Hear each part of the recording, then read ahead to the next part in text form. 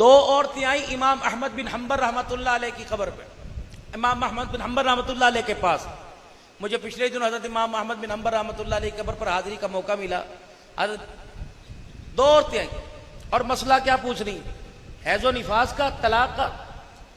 کہنے لگی وقت کے امام تیرے سے مسئلہ پوچھنا ہے، ہمارا بھائی بگڑا ہوا تھا، اب اس نے نئی نئی توبہ کی ہے، اب اسے ہم نے اللہ اللہ کرنے پہ لگا دیا، ہم اس کو روٹی کا زیادہ بوجھ اس پہ نہیں ڈالتے، تیرے سے کچھ پوچھنے آئی۔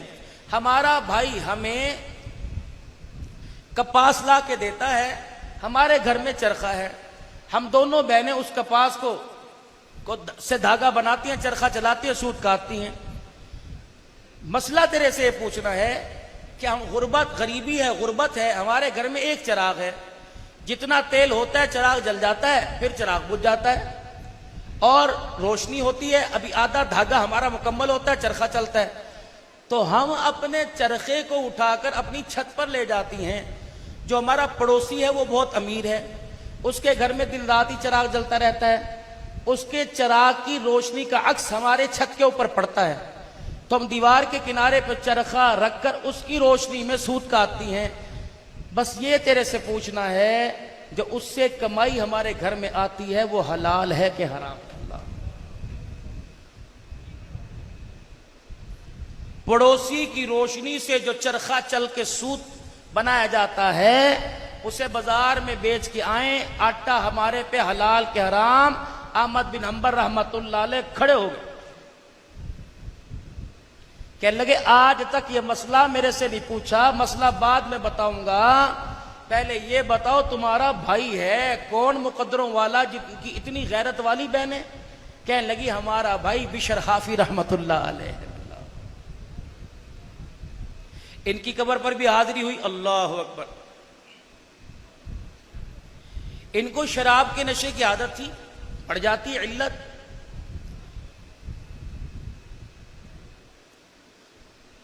دو اللہ کے ولی وہاں بھی حاضری کا موقع ملا، حضرت جنید بغدادی رحمت اللہ علیہ اور سری سختی رحمت اللہ علیہ، یہ خالو بھانجے ہیں۔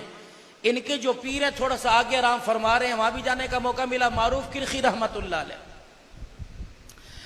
تو یہ دونوں آئے اور آ کے کہنے لگے حضرت بغداد کی سرزمین گندی ہو گئی۔ کیا ہوا؟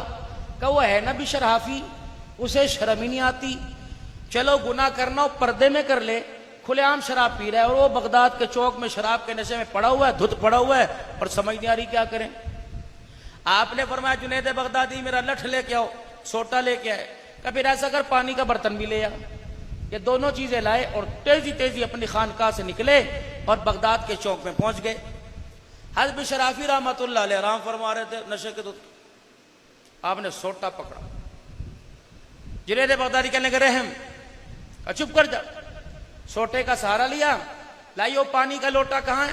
پانی کا لوٹا لائے، بشر حافی رحمت اللہ علیہ کی جہاں جہاں چہرے پر کپڑوں پہ شراب گری ہوئی تھی سارا چہرہ دھویا، شراب کی شیشی اٹھائی پرے پھینک دی، اور چہرہ دھونے کے بعد کہنے لگے جیسا بھی ہے تو اللہ کا بندہ، لوگوں کے آمد و رفت کی جگہ ہے، یہاں اس کی پردہ دری ہو رہی تھی، اس کا عیب نظر آ رہا تھا، اور چلو شراب چھڑا نہیں سکتا، اس کے عیب کو تو چھپا سکتا ہوں۔ جب یہ شراب ڈالی، اس بوتل پرے پھینکی،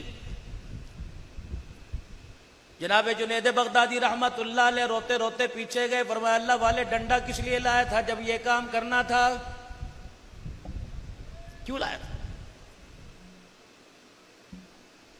حضرت معروف کرخی رحمت اللہ علیہ نے کوئی آواز نہ دی، جب اپنے گھر کے پاس پہنچے پیچھے مڑ کے دیکھا بشر حافی رحمت اللہ علیہ اسی طرح پڑا ہوا ہے، دور سے نظر آ رہا ہے۔ حضرت معروف کرخی رحمت اللہ علیہ نے آسمان کی طرف ہاتھوں کو بلند کر دیا، عرض کی باری تعالیٰ جو میرا کام تھا میرے اختیار میں نے کر دیا، جو تیرے اختیار میں مالک کائنات تو کر دے، اتنے بندوں کو ہدایت دینے والا، اگر آج شرابی کو ہدایت دے دے پروردگار عالم تیرے خزانے میں کیا کمی آئے گی۔ حضرت معروف کرخی رحمت اللہ علیہ دعا کر کے اپنے گھر آئے، رات کا وقت تھا، بستر پر آ کر لیٹے، کبھی آدھی کچی نیند تھی, پکی نیند تھی, کروٹ بدل کے لیٹ گئے. جیسے آنکھ لگی خواب میں مالک کائنات کی زیارت ہوئی. اللہ جل شانہ نے فرمایا معروف کرخی تو میرے بندے کا ظاہر دھو کے آیا, میں نے رحمت والے پانی سے اپنے بندے کا باطن دھو دیا ہے. کل تجھے شراب کے میخانوں میں نظر آتا تھا, آج کے بعد تجھے میرے گھر میں نظر آئے گا. اتنا کہنا تھا, آنکھ کھلی معروف کرخی رحمت اللہ علیہ کی. جلدی سے اٹھے, بغداد کے بازار میں دیکھا بشرافی نظر نہ آیا, اپنے مکان میں دیکھا بشرافی نظر نہ آیا. اتنے میں اذان کی آواز گونجنے لگی. حضرت معروف کرخی رحمت اللہ علیہ مسجد میں تشریف لے گئے. دیکھا بشرافی رحمت اللہ علیہ پہلی سب میں بیٹھا اللہ اللہ کر رہا ہے. معروف کرخی رحمت اللہ علیہ کی چیخ نکل گئی اور آپ نے فرمایا بشرافی وہاں سے یہاں کہاں آ گیا ہے؟ کل تک تو نیچا مقام سے گرا ہوا تھا, آج اونچے مقام پر آ کے کیسے بیٹھ گیا؟ بشرافی رحمت اللہ علیہ نے چہرہ قبلے سے نہ پھیرا بلکہ اللہ اللہ کہہ کے ہنسنے لگ گئے. کہنے لگے میرے سے کیا پوچھتا ہے, ابھی تو خواب میں پروردگار عالم نے میرا سارا حال تجھے بتا دیا. ایک جھٹکے کے اندر اللہ نے کہاں سے کہاں پہنچا دیا. اولاد کو کوسنے کے بجائے گالیاں دینے کے بجائے, جس طرح میرے عزیزو آپ جاتے ہو سسرال چلے جاتے ہو, دوستوں کی محفل میں چلے جاتے ہو, کوئی آپ کا کوئی مذاق اڑائے گا, کوئی آپ کی بے عزتی کرے گا, آپ سے برداشت نہیں ہوگا. خبردار, میں پردے میں یہ بات کہنی چاہیے تھی لیکن میں سب کے سامنے کہہ رہا ہوں, بچے بھی اس پر بدتمیزی پر نہ اترانا. جیسے آپ کوئی مردوں میں کوئی اچھی بات کا حکم کر دے آپ شرمندہ ہو جاتے ہو, اس طرح آپ کے بچوں کی بھی ایک عزت ہے آپ اپنے دوستوں کے اندر. اگر کوئی بات کہنی ہو کمرے میں لا کے کیا کرو. خدا کی قسم آپ نے تجربہ دیکھ لیا ہوگا, بچے کو مجمع کے سامنے مارو گے, تائے چاچے کے سامنے مارو گے, رشتہ داروں کے سامنے مارو گے, بچہ اور بگڑے گا. کہ بابا زیادہ سے زیادہ کیا کرے گا, مار ہی لے گا. مارا دیکھ تو مجھے رونا کوئی نہیں آیا.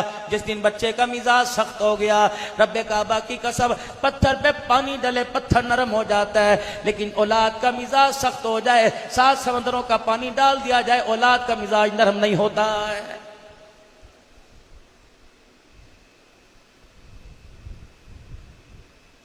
جب بھی دیکھ لو ابو جان کہتے کیا, اور 4 پیسے کما لے تیرے کام آ جائے گا, 4 پیسے کما لے تیرے کام آ جائے گا. اللہ اکبر, کیوں انہیں پیسے کے پیچھے لگا دیا؟ انہیں آخرت بنانے کے پیچھے لگاتے, انہیں ماں باپ کا خدمتگار بنانے کے لیے پیچھے لگاتے, معاشرے کے اندر انسان بن جاتا, یہ اس کی تربیت کرتے.